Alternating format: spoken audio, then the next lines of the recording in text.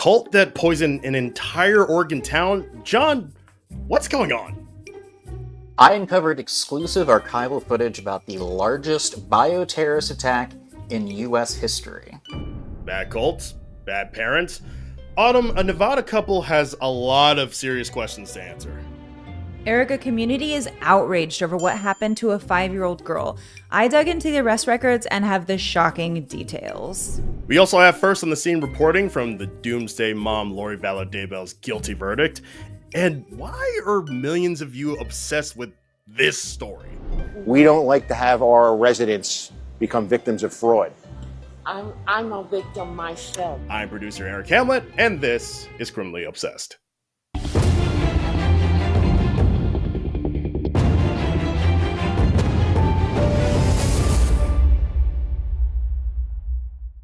We've got some wild stories for you guys this week, and we're going to start things off in my favorite true crime state, Florida, where a sheriff had an interesting greeting for a woman as she came off of her flight. And for some reason, this video has amassed about 2.5 million views across all of Criminally Obsessed's social media feeds. Welcome to Florida. Okay, these gentlemen will take good care of you. Our followers at Criminally Obsessed are clearly obsessed with this video. John, you've been following this story for a while now, and what exactly are we looking at? So, longtime Volusia County Sheriff Mike Chitwood arrives, with cameras in tow, at the airport to confront a fraud suspect, Demetria Latimer. Good morning, Demetria. Good morning. I am Sheriff Chitwood. I am the reason why you are here. Okay. I don't understand. The 59-year-old Detroit woman is accused of stealing $52,000 from an Orange City, Florida resident via a fake excavator sale on Facebook Marketplace. This whole thing seems really weird to me. And it kind of, throw out a little reference, it kind of reminds me a bit of the Eric Adams, Luigi Mangione perp walk. So is it normal for a sheriff to do something like this and to blast it on social media like this loudly? It's normal for Mike Chitwood to do it. He has a history of doing stuff like this. Does he really? There was apparently a controversy from just last year where he was being accused of perp walking children who had made threats against their schools for a school shooting. We're talking like middle school, high schoolers? I think one was 11 and another one was like 16. Autumn, I want to know like your reaction when you saw this video. Like, did it seem weird to you, or for the most part, is this something that you think is like relatively normal for sheriffs to do? I think it's a little unusual. It felt very orchestrated, I think. I don't know. Yeah, it didn't like shock me, but it wasn't something that I would expect to see, or yeah, it's just kind of weird, I guess. Like, yeah. Well, none of us expected this video to do as well as it did. I mean, it's just kind of like, oh, we'll put this up. You know, it's somewhat interesting, but yeah, it's crime enough. Yeah, but the idea that it's gotten this many views is just, I don't know. Yeah. Do you guys have like any idea like why? Like, why are people watching this? Like, why is it doing so well? My cynical point of view on this is that people like to see people get their comeuppance. And I think that the way the video is presented is that she's guilty, which is not surprising either. That, I mean, sheriffs and police do that kind of thing.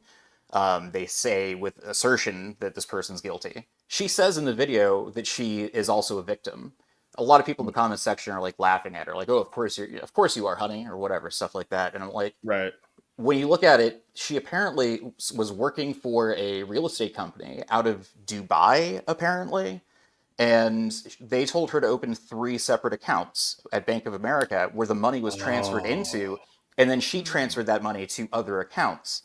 Now, I can easily envision a scenario where a woman, 59-year-old woman, was hard up for cash, saw an opportunity that was too good to be true, and she took it, and now she's in jail because of it. That is not, do I know that's the case? No, she could 100% have, devised this whole thing on her own. But, this is the reason we have juries, is you don't convict somebody before they've actually, had a chance to defend themselves. So yeah, agreed. Well, I'll throw it to the audience, honestly, because you guys would know better than us. Like, why are you watching this video? What reasons do you have to, watch it so many times and, create this big following around it. So But much buzz. John, thank you so much for doing the research on this story. And if there are any updates, please let us know. Sure thing. I mean, there's just no words to how people are feeling. It's awful. It ripped my heart out of my chest. This next story is coming out of Nevada, where parents called 911 about their 5-year-old daughter. And what happens next is absolutely heartbreaking and disturbing. Autumn, what the hell's going on?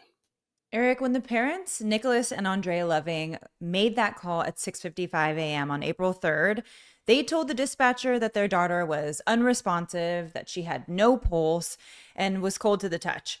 But it turns out that they waited 5 hours to make the 911 call. First responders pronounced the little girl dead just 27 minutes later at the scene. Why?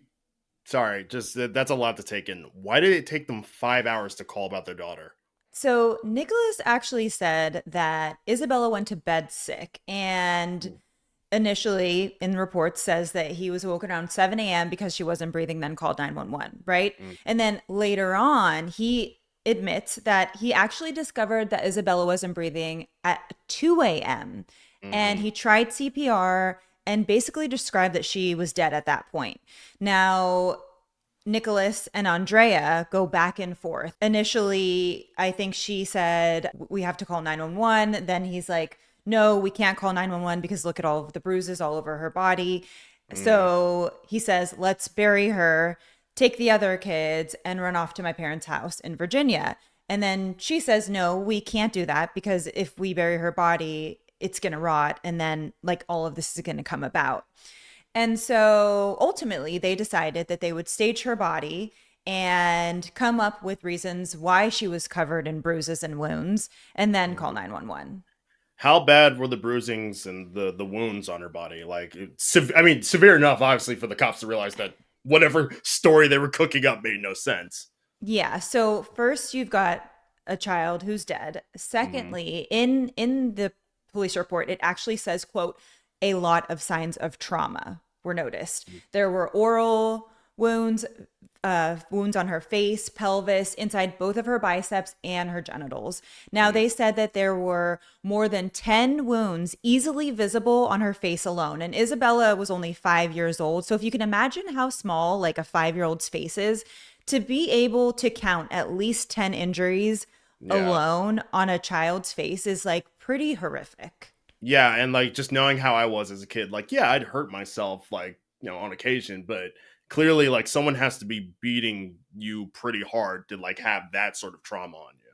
I mean, it sounds like she really suffered the worst abuse, like just physically possible. And I mean, when they confronted him about the wounds, he kind of went through this list of, oh, well, she tripped all the time. And this is from this time when she fell out of the truck. And then a plastic toy hit her in the face. Like, it was just so weird that like, not only does your child have all of these bruises and wounds all over their face, but then you've got an excuse for every single one. And he even said that they were going to take her to a specialist in June to figure out why she was always tripping. Like, that's like it's so much more suspicious to have a Exactly. excuse for every bruise. A normal parent would be like, yeah, I don't know. She must have fell down outside. I wasn't watching her literally every second of her day. Right. Having a story for everything is just exactly. It's much. bizarre. Yeah. It almost sounds like, in like movies when like there'll be a woman in like an office or something who's like clearly being beat by her husband and she's always like, oh, I tripped or I fell or I ran into the door. It's like that kind of excuse. And I'm happy that at least the cops were like, we're not buying that. That's bullshit. Right. Yeah. I mean, you get there and you probably have some idea of what's going on in your mind as like a person who sees stuff like this on and off. And then you are faced with that and it's like, okay, this is not what we thought it was. So right now, it sounds like is the husband has been charged. They had enough to charge him. Yeah. So Nicholas was arrested and charged with child abuse causing substantial bodily harm. And that is pending an autopsy. I actually did submit a request to get a copy of that because this is an ongoing active investigation. We do not have access to that yet. So those charges can change. Okay. We just have to wait and see. And what about the mom? Is she facing anything or right now is she Andrea is facing no charges. There actually is a protest going on today at the Reno courthouse because the community is outraged. They want to see Andrea arrested because they feel that she's complicit in Isabella's death. And they also want CPS to be held accountable for not stepping in and intervening with all of the abuse that was happening. And Autumn, do we know if the father has any priors? Like, was this like a completely new situation, or does he have a pattern of doing something like this? That's actually a great question. So he was actually charged with 2 Category B felonies for child abuse and child abuse or neglect with substantial bodily or mental harm in 2013. So this is a regular thing for him, apparently. This is not, the first child that he's abused. And they do have 2 other children. And another thing that was in the arrest report was that in the same room that they all slept in, the 2 other girls had queen size kept beds, and Izabella slept on a crib size mattress on the floor with no bed frame. And they even talked about how they kept her in a 5x5 cubby, and Nicholas admitted to locking her in it once. What fucked up Cinderella story is this? This is do we know why she was targeted? We don't. Or is it just we don't? It's just no idea. Yeah. I mean, it doesn't make sense, at all. No part of it. I can't figure out any of it. And she's not here to speak for herself anymore. Yeah. Well, absolutely horrific story, Autumn. Thank you for, putting in the research I am sure it wasn't easy. So thank you for all the work that you do. And please give us any updates that come your way for sure. Will do. We, the jury, duly impaneled and sworn, do find the defendant, Lori Daybell, guilty. And speaking of bad parents, Lori Vallow Daybell was found guilty in a Phoenix courtroom Tuesday of conspiring to murder her estranged husband, Charles Vallow. She's, of course, known as the Doomsday Mom due to her prior convictions for murdering her 2 children, her romantic rival, and her belief in zombies. Now she faces what could be her 4th life sentence. As Vallow Daybell defended herself in this trial, the jurors who found her guilty were unaware of her prior murders. Were any of you folks aware that this woman had already been I had never convicted been heard. of I have never 3 heard of her. homicides? Yeah, no, and I've the never jurors heard of her did not before. know that. No, I did not. Our senior investigative reporter, Anne Emerson, was in the courtroom during the guilty verdict, and obviously she couldn't be here today because she's actually reporting in this very moment, but she did give us a little video just to let us know what she saw. Well, we didn't really know what to expect in that courtroom when we came in for the verdict. Lori was looking straight ahead. She was incredibly stoic. She did not look behind her because sitting in the front row was the entire family of Charles Vallow. And when that verdict was read, you could feel their relief. You could hear it. They kind of sighed. They smiled at each other. They were squeezing and hugging each other. So thrilled for this to be over after 6 long years. I mean, really, we really didn't know what was going to happen either when we walked in that courtroom, and neither did they. I mean, we expected a verdict to come back really quickly. I mean, it seemed obvious to us after we all kind of knew her backstory, right? Well, the jury didn't. And so as they were leaving, they told me, they were a lot of holdouts. In fact, the guy I talked to said that he was willing to vote not guilty for quite a long time. It took him a long time to be turned. And that's what happens in these jury rooms. They really have to talk it out and figure out what happened. One of the key pieces of evidence that they kept on going back to were these text messages that went between Lori and Chad Daybell that the prosecution had presented. And that text message basically said that, Alex, her brother, and her were going to get rid of, or had gotten rid of Charles. When they heard that, they just couldn't get around it, of course. And that was one of those dots that connected this whole story for them. And they were able to come to this unanimous conclusion and vote guilty on the verdict. Now, but when the trial watchers were walking out too, they also were really concerned because 6 hours felt like a long time to be sitting in that chair waiting for a verdict. And they were fists in the air, pumped, so happy to see that this family was finally getting justice. And, I talked to AJ from Seattle. She's in my Trial Watchers piece that's on Anne Investigates on YouTube right now. And AJ sent me a text right after that verdict came out. And she goes, what a relief. people had come from as far away as Australia to see what was going to happen with this case. And AJ said immediately, are you going to the next one? Because, of course, this story isn't over yet. She is still up for an attempted murder conspiracy charge for her ex-nephew, Brandon Boudreaux. Brandon was in the front row, too, cheering on as they did the guilty verdict. So he's going to be obviously front and center at this next one that's supposed to start end of May, beginning of June. And we expect that we're going to have a lot of the same trial watchers there as well. AJ already asked me if I was going to go and that I would see her there. So the Lori saga is not over yet. All right, so we heard Anne talk about trial watchers, and we know that she did an entire video about trial watchers that you can watch on our YouTube page right now. And I've always found them to be fascinating. We see this with like the Karen Reed trial or the Murdaugh trial, and I wanted to know your guys' takes on this. Like, is it weird? Is it normal to spend this amount of money and time traveling across the country to watch these things? No. It's weird. I mean, okay, look, I to some degree understand the fascination. Yeah. I mean, again, obviously I work in true crime, so I understand the fascination. But Right. It's also like, yeah, it's a lot of time and money. And how do you have that much time to spend to go to a trial, for the sheer thrill of being within arm's reach of somebody who murdered somebody? Mm-hmm. I don't know. Stop being haters. People, let them have hobbies, okay?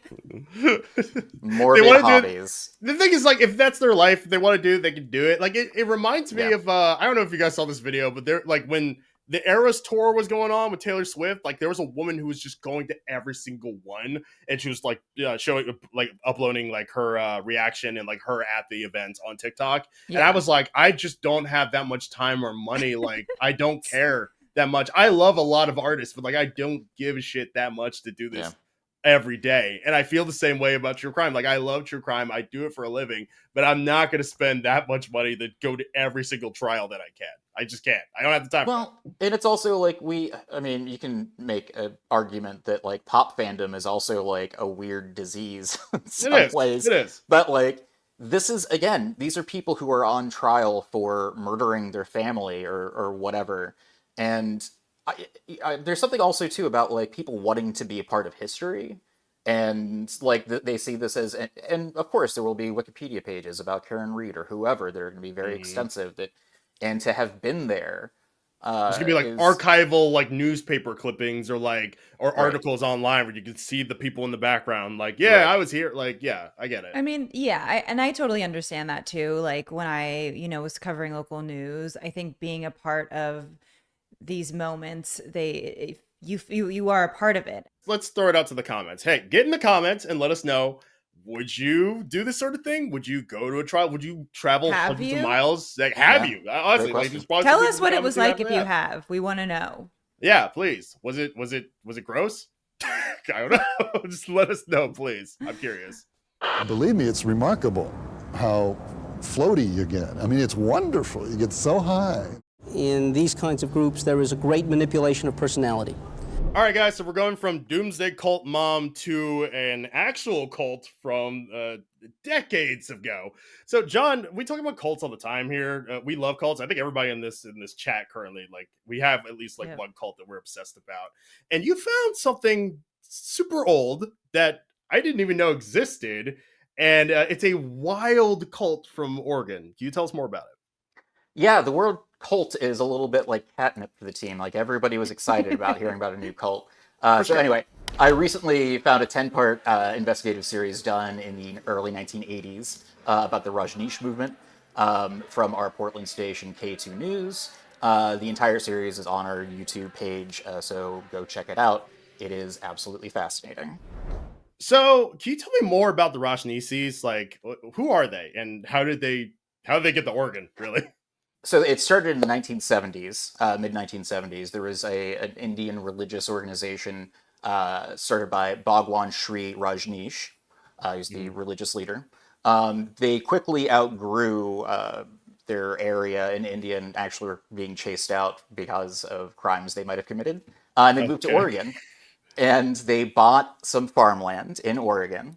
And they quickly tried to establish a city for themselves. This is when they had about 1,000 followers or so in this small Oregon town. It quickly escalated into a war between this religious organization and the citizens of this town. Wow. And what was the general demographic of the people who were in the cult? So it was mostly young urban professionals. These were people who were successful, and that actually helped them a lot. They were architects on the team. So, but interesting as well, the people who are coming in, this was a free love cult. So there's a lot of sex happening everywhere all the time.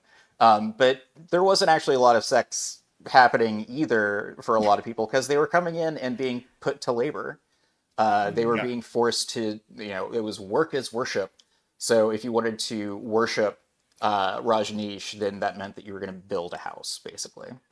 It feels like two very conflicting ideologies where it's like free love, like, it's like very hippie. It's like free love. Everybody is one to, hey, build farms for me and do nothing else but that. Like, is that like part of their ideology? Like, that's the whole thing?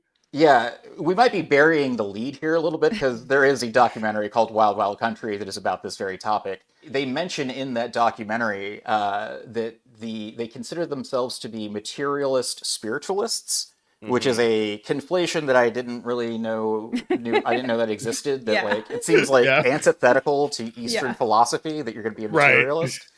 Rajneesh showed up at the farm in a Rolls Royce and would be like pampered and like toted around like. And, were they feeding him grapes too? Like, it was that level of.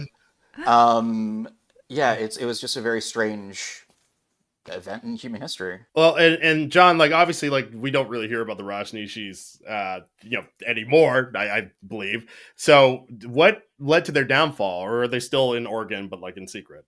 So yeah, we're a true crime podcast. There has been no crime mentioned so far. It's not illegal to have a cult. Mahranan Sheila, the spokesperson for the Rajneeshees, a very aggressive person. We've got some clips of her.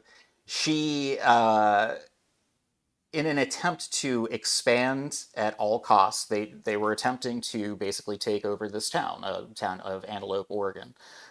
When that failed, they decided to try to take over the county. They started busing in homeless people from across the country to vote in the election.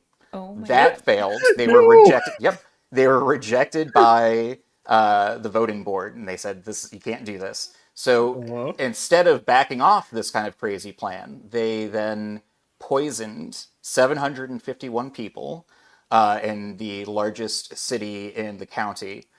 They went to several salad bars and restaurants, 8, I believe, and sprayed salmonella on the salad bar, poisoning 751 people. It is Where the do largest... you get salmonella? No. They had a lab on their at their commune. They were extremely wealthy. They had so much money. They're wealthy and smart people. Like, it kind of makes sense. Yeah, they would have that. Dude, what in the... There's way too many things happening. First of all, the fact that they hired people to go get homeless people to get on buses, and they did it. Yep. And then they had a lab filled with salmonella that they used to kill a community. They didn't. Nobody ended up dying, so that's the good thing. But they also poisoned... I think they also poisoned a judge and like a prosecutor. Insane. Like, they went after everybody. And by all accounts, this was Mahranan Sheila who did this. It's not necessarily clear. It's not clear that anybody or that Rajneesh himself knew about it. He claims that he didn't. That woman.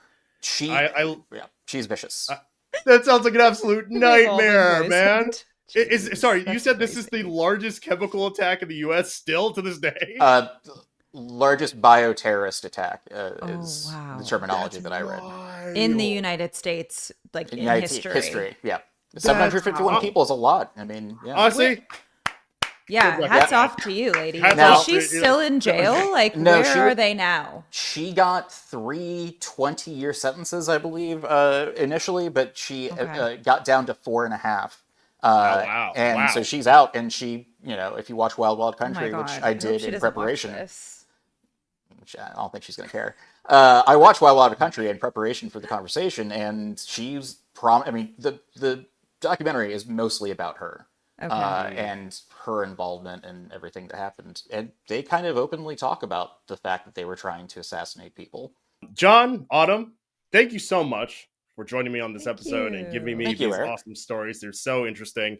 And thank you to the audience for watching the episode. As always, we'll have another one for you in the future. Make sure you like, comment, and subscribe and share the video so that other people can know about us. And in the comments, like, would you join a cult? I just want to know, would you join a cult? What cult would you join? Have you? What would was you your create experience your own like? cult? Like, there are a lot of options here. Like, just let us know. Who would be your cult leader, or what would be your cult leader? Or would you be your own cult leader? Never know. Let us know. But as always, thank you for watching, and we'll see you next time. Have a good one.